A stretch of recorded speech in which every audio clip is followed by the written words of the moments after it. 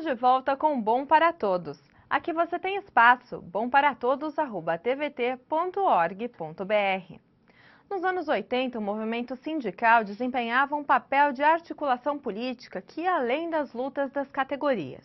Nesse clima surge a Central Única dos Trabalhadores, a CUT. 28 anos depois, a CUT continua erguendo novas bandeiras pelos direitos do trabalhador. Está aqui conosco José Celestino Lourenço, secretário nacional de formação da CUT. Olá, Tino, muito obrigada pela sua presença. Eu que agradeço o convite. Tino, nesses 28 anos, o que mudou assim as propostas iniciais da CUT? O que nós temos de mudança são a verificação das transformações que vêm ocorrendo no mundo do trabalho. E com isso traz novos deveres e desafios para a própria central.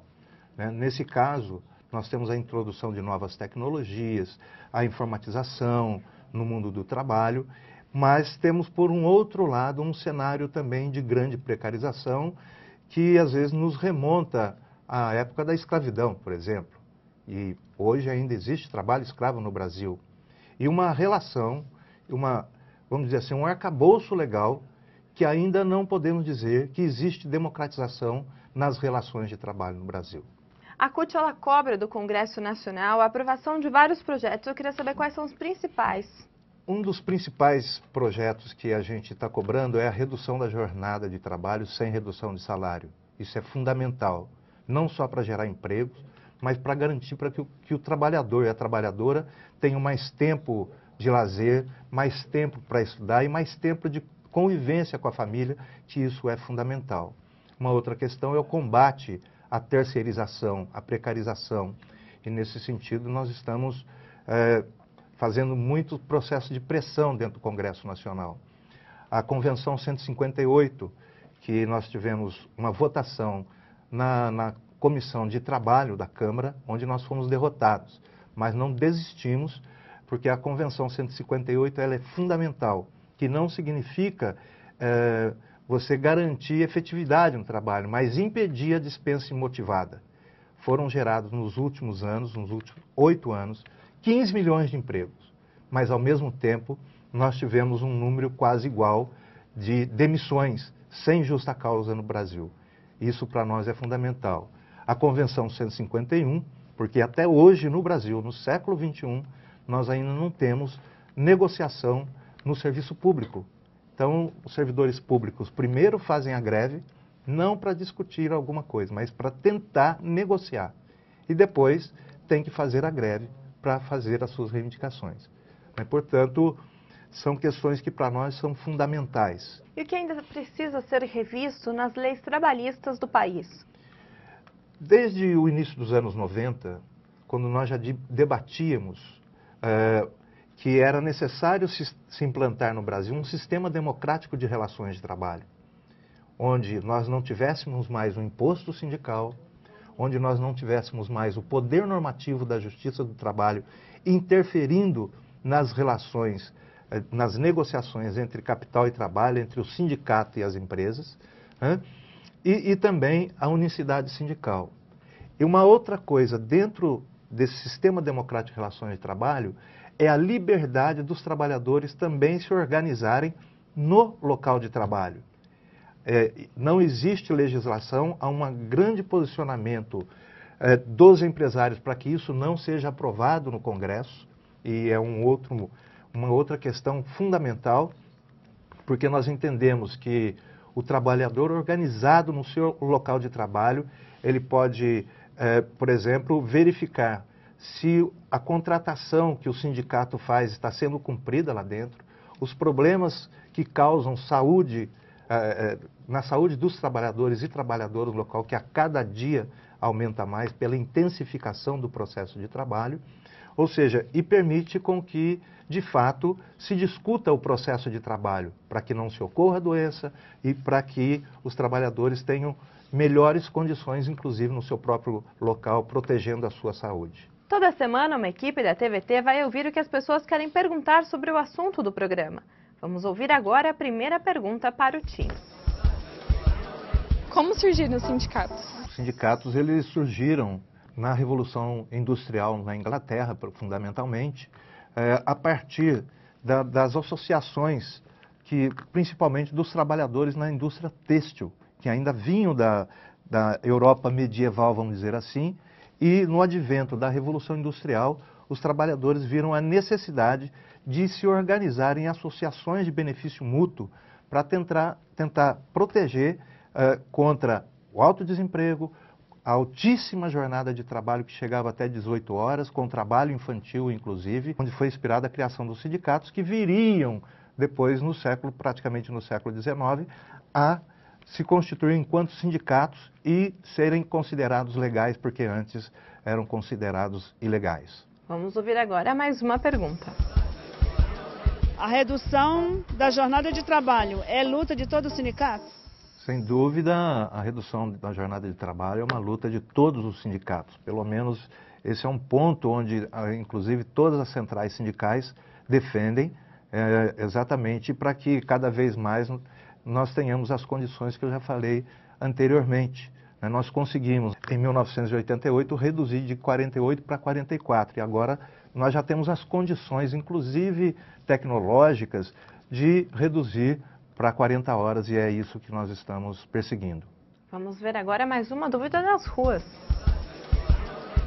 Qual o papel do comitê sindical da empresa? Infelizmente, nós não temos isso em todos os sindicatos, mas a CUT, inclusive agora, vai realizar a sua 13ª plenária nacional e vai orientar, de uma vez por todas, que nós, mesmo não tendo uma legislação que proteja a organização por local de trabalho, mas para que nós criemos estratégia de que todo local de trabalho nós tenhamos uma representação consolidada para que o sindicato seja mais forte e nós entendemos que na busca de um Estado de fato democrático de direito, nós consigamos aprovar uma legislação que garanta a organização por local de trabalho, porque ela é fundamental. Tino, qual o primeiro passo para a criação dessas comissões?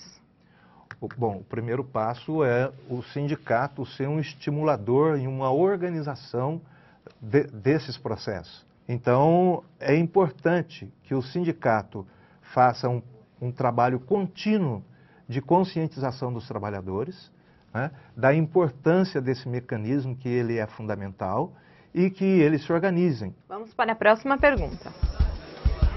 Qual é a função do sindicato na campanha salarial? É o sindicato que tem que organizar a campanha, chamar a categoria, fazer assembleias, ações nos locais de trabalho, estabelecer um processo de esclarecer para a categoria no processo de negociação, inclusive qual é o lucro que a empresa tem, onde que ela está investindo recursos, quanto que ela pode chegar. Então, nesse sentido, o sindicato tem que ter toda essa capacidade. O sindicato não mais pode chegar e falar, queremos 10% de reajuste, mas 10% por quê? Então, é isso que tem que ser feito. O sindicato tem que ter todo um levantamento para o processo negocial, mas também dialogar permanentemente com a sua base, para que ela esteja consciente que o trabalhador não aceita mais ir para qualquer mobilização sem conhecer a razão dela. Vamos ouvir a próxima pergunta, que é do Vitor.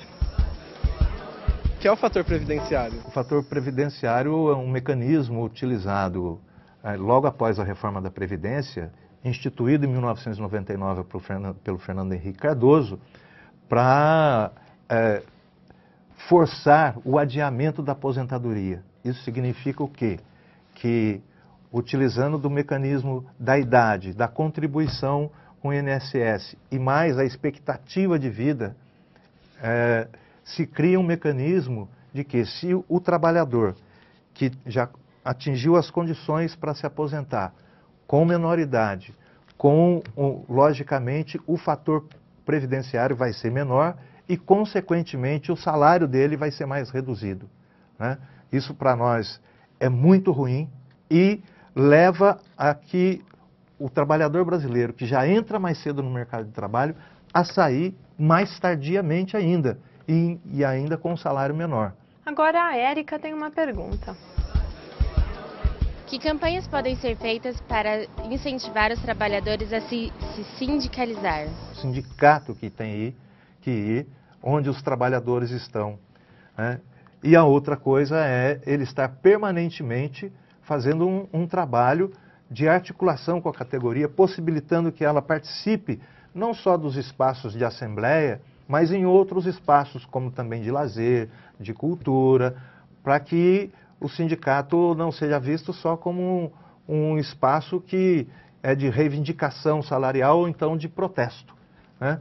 E nossos sindicatos têm feito isso com muita competência, inclusive incluindo a juventude no seu quadro de sindicalizados. Por isso que na base da CUT nós temos aumentado a filiação, né, por causa desse trabalho. Agora o Vitor tem uma pergunta, vamos ouvir. Tem alguém que fiscaliza os sindicatos? No caso da CUT, nós temos um debate de que os sindicatos democráticos têm que prestar contas daquilo que ele faz. Não só da política, mas como que faz o emprego, a utilização dos recursos que os trabalhadores contribuem para que o sindicato existe. Essa é uma concepção de democracia sindical, inclusive estabelecendo o conselho fiscal, que serve para isso, e o sindicato apresentando a prestação de conta nas suas assembleias, nas suas plenárias, nos seus congressos. Tino, antes de encerrarmos, eu gostaria que você deixasse uma dica para os nossos telespectadores.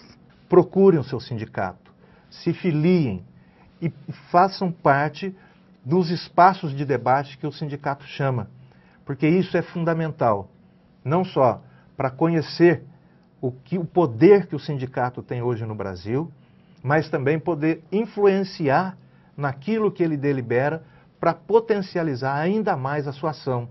Porque a partir do momento em que eu sou sindicalizado, é claro que eu ofereço mais força ao sindicato. E ao mesmo tempo eu tenho certeza que o sindicato, em qualquer situação que venha me atingir, o sindicato estará pronto para me defender. Tino, muito obrigada pela sua presença.